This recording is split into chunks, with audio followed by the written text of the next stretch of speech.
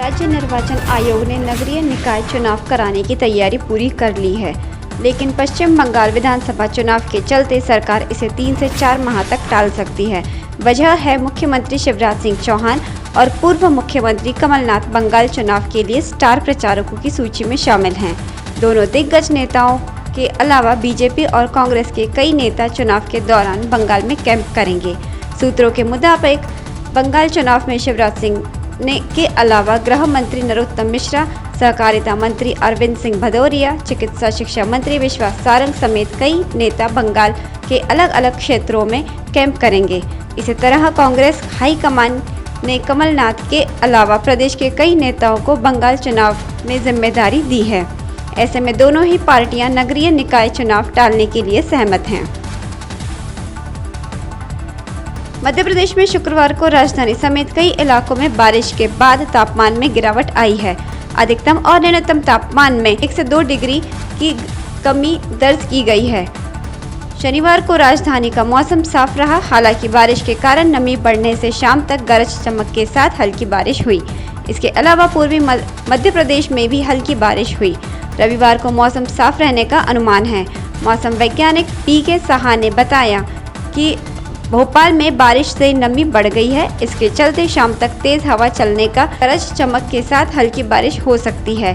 प्रदेश में पश्चिमी विक्षोभ सिस्टम बनने से मौसम बदल रहा है। सिस्टम पश्चिम में पूर्वी मध्य प्रदेश की तरफ शिफ्ट हो गया है। इस वजह से पूर्वी मध्य प्रदेश में बारिश होने के आसार हैं। इसमें रीवा, सागर, जबलपुर, शहडोल समेत आसपास के जिलों में बारिश हो सकती है। साहा ने बताया कि रविवार को मौसम साफ हो जाएगा। इसके बाद 16 और 17 मार्च को एक नया सिस्टम बन रहा है। इसके बाद फिर मौसम में बदलाव हो सकता है। इंदौर की खान नदी की सफाई के लिए पोकलेन लगाई गई थी, लेकिन सफलता नहीं मिलती देख अब वहां अत्याधुनिक वीड हार्वेस्टर मशीन लगाई गई है। यह तेजी से गाद, जलकुंभी के साथ साथ कचरा निकालने के लिए जानी जाती है। इस मशीन से सिरपुर तालाब में भी एक ही दिन में 10 से 15 ट्रक गाद और जलकुंभी निकालने का काम हो चुका है। नगर निगम ने पिछले दिनों ड्रेनेज की सफाई के लिए भी इस प्रकार के अत्याधुनिक संसाधन खरीदे थे, जो ड्रेनेज लाइनों के आसपास लगाए जाने पर दूसरी ड्रेनेज लाइनों की बेहतर सफाई कर रहे हैं। इसमें खास बात यह है कि कर्मचारियों को भी ड्रेनेज चैम्बरों में नहीं उतरना पड़ता है और कोई भी प्रशिक्षित कर्मचारी इसे ऑपरेट कर सकता है। इसी प्रकार निगम ने नदियों में जमा हुई गाद, जलकुंभी और कचरा निकालने के लिए प्रयोग के तौर पर 2 वीड हार्वेस्टर मशीनें विभिन्न फर्मों से बुलाई हैं। इनके शुरुआती परिणाम बेहतर आ रहे हैं। अब कान्हा नदी में 2 दिन में से सफाई के लिए लगाई गई पोकलेन हटा दी गई है और उसके स्थान पर वीड हार्वेस्टर मशीनें लगाई गई हैं, ताकि सफाई का कार्य तेजी से हो सके और जल्द पूरा हो सके। आज सुबह से मशीनें लगाने के बाद कुछ ही घंटों में नदी के कई हिस्सों से बड़ी मात्रा में जलकुंभी और गाद निकाली गई है, जो डंपरों में भी भरकर ट्रेचिंग ग्राउंड भेजी गई है। जबलपुर के मझौली क्षेत्र में बकरी चोरी का एक दिलचस्प मामला सामने आया है। बकरी चुराने के लिए 4 लोग कार से पहुंचे। चरवाहे को पहले शराब पिलाई। जब वह नशे में हो गया तो 2 ने धीरे से डिक्की में एक बकरी रख ली। इसके बाद कार सवार फरार हो गए। मझौली पुलिस ने चोरी का मामला दर्ज कर जांच में लिया है। डोंडा निवासी नरेंद्र चौधरी ने मझौली थाने में चोरी की शिकायत दर्ज कराई है। नरेंद्र के मुताबिक उसके घर में 12 बकरियां हैं। उसके पिता खेमचंद चराने ले जाते हैं। शुक्रवार को उसके पिता डोंडा दुर्गा कॉलोनी पहाड़ी के पास ले गए थे। वहां अन्य चरवाहे धीरज चक्रवर्ती, भोला चक्रवर्ती व श्रीराम चौधरी भी थे। तीनों ने बताया कि कार सवार 4 लोग उसकी एक बकरी चोरी करके ले गए। एक नौकरी पेशा महिला को उसके ससुराल वालों ने घर से निकाल दिया है। महिला की 2 बेटियां हैं, लेकिन सास का कहना है कि वह बेटा पैदा नहीं कर सकती, इसलिए उनके किसी काम की नहीं है। सास ने कहा कि वह अपने बेटे की दूसरी शादी करेंगी। अगर बहू को घर में रहना हो तो हर महीने 10,000 रुपये देने होंगे। घटना ग्वालियर के हजीरा बिरला नगर की है। महिला ने मामले की शिकायत हजीरा थाना में की है। हजीरा पुलिस ने महिला की सास, ससुर व जेठ पर एफआईआर दर्ज कर ली है।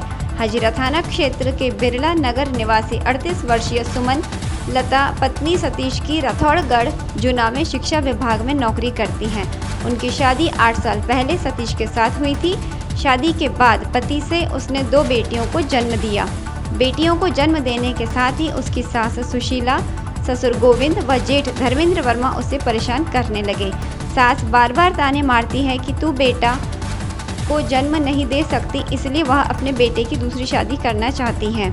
कई बार ससुराल वाले मारपीट करते हैं। पति बचाता है तो उसे भी घर से निकाल देने की धमकी देते हैं। धौलपुर में OTT web series inspector Avinash की शूटिंग शुरू हो गई है।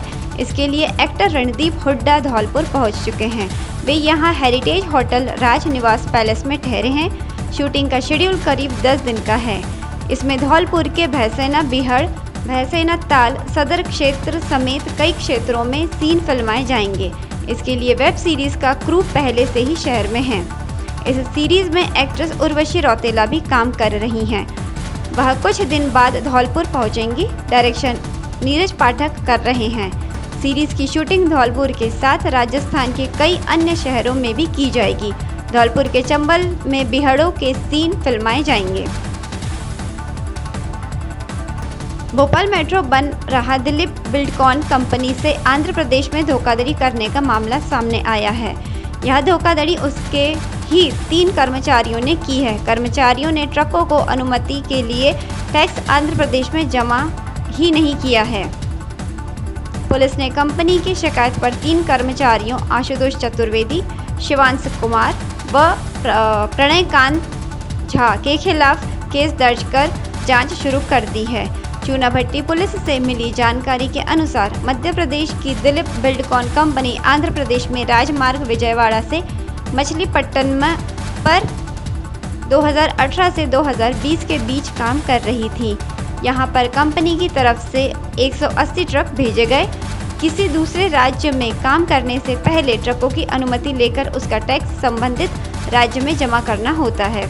यह काम कंपनी की तरफ से आशुतोष चतुर्वेदी, शिवांश कुमार, प्रणयकांत झा देख रहे थे। आशुतोष और शिवांश भोपाल में रहकर काम देख रहे थे और प्रणयकांत झा आंध्र प्रदेश में था। कोरोना के बचाव के लिए वैक्सीन ही आखिरी सहारा है। जो लोग अभी इस वैक्सीन के लिए योग्य हैं, वह समय रहते वैक्सीन लगवा लें, क्योंकि अभी कोरोना का खतरा कम नहीं हुआ है। यह बात संभागीय आयुक्त आशीष सक्सेना व कलेक्टर ग्वालियर कौशलेंद्र विक्रम सिंह ने शनिवार को JAH के वैक्सीन सेंटर पर कही। उन्होंने वैक्सीन का दूसरा डोज भी लगवा लिया है। अब 14 दिन बाद उनके शरीर में कोरोना वायरस से रक्षा करने वाले एंटीबॉडी तैयार होंगे। वैश्विक महामारी कोरोना से बचाव का एकमात्र उपाय वैक्सीन ही है। जिले में वैक्सीनेशन का तीसरा चरण चल रहा है। Health workers, front line workers के बाद अब सीनियर सिटीजन और 45 से 59 वर्ष की उम्र के बीच में गंभीर बीमारी वाले लोगों को वैक्सीन लगाई जा रही है। 17 से 18 सेंटरों पर प्रतिदिन वैक्सीन लगाई जा रही है। इसमें शासकीय और प्राइवेट दोनों तरह के अस्पताल शामिल हैं। शनिवार को JAH के वैक्सीनेशन सेंटर पर संभागीय आयुक्त ग्वालियर आशीष सक्सेना व कलेक्टर ग्वालियर कौशलेंद्र विक्रम सिंह पहुंचे।